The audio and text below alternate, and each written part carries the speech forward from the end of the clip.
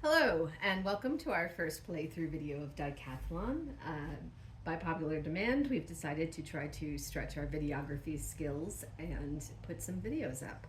This first video is going to be a bit rough because we're trying to get something up nice and quick for backers and potential backers who have requested it.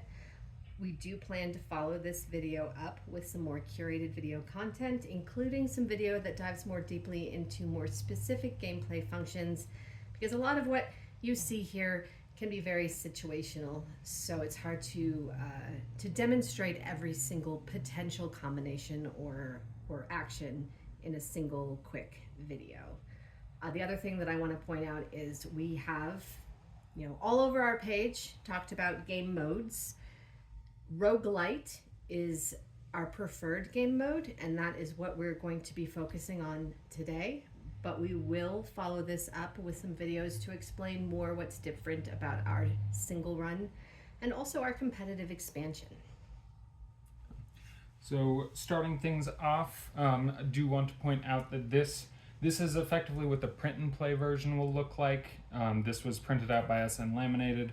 The actual manufactured version will be much nicer than this, so sorry about the glare on some of these. What you see here is kind of the initial setup. Starting things off, we have our player mats. They are double-sided. One side this is the same for every player mat. The other side is differentiated to give you a bit of an asymmetric start if you prefer to start that way. Each player gets one single dice, or die, I should say, and then we start with the same 5 starting cards. So this will be our starting deck to start that roguelite out. However, between rounds or waves of enemies in the roguelite, we get chances to level up using these here. So we have 3 tiers of upgrade cards. There's tier 1, tier 2, and tier 3. A variance within the cards themselves. Tier 1 is the easiest to earn at the lower levels of the arena. Moving up to tier 2 and tier 3, they get better and better and will help you make your way through the entire arena eventually. There are also trophy cards up above them.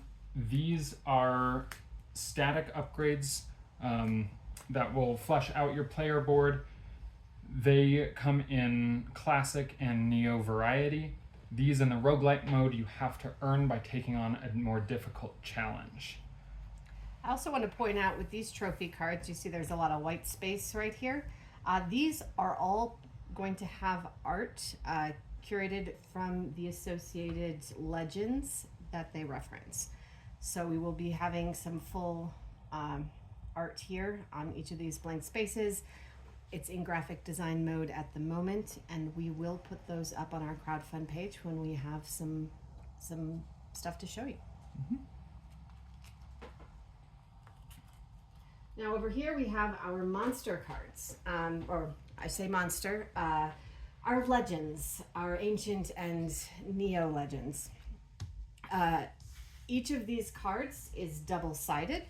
So here we have our centaur. On the Neo side, we have our Centaur Splicer. Here we have our Pheidippides, and on the Neo side, we have our Netrunner.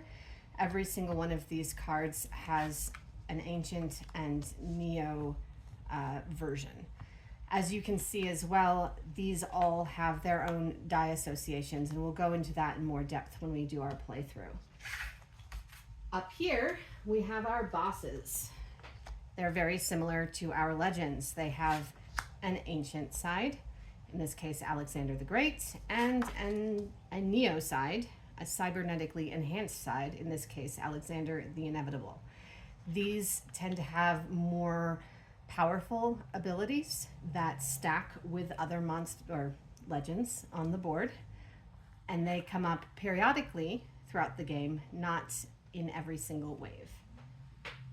And then finally we have tokens over here. I can bring a few closer here so you can take a look at what some of them look like.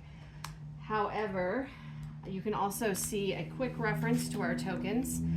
On the quick reference guide here, you'll see some of these tokens outlined with what they represent. So your rush actions, stun, health, etc. These tokens are optional for gameplay. Some people prefer to play without them. Some people find them helpful to remember what status effects are on the board and what they have to work with. For the purpose of this playthrough, we will use the tokens.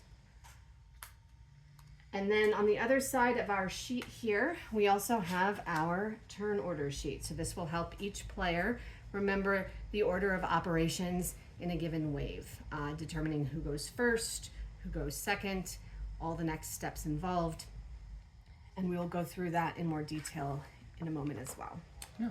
So we are going to go ahead and set up a few rounds into the roguelite so we can really jump in and show you some specific things. And we will run through one wave to give you an idea of what that looks like.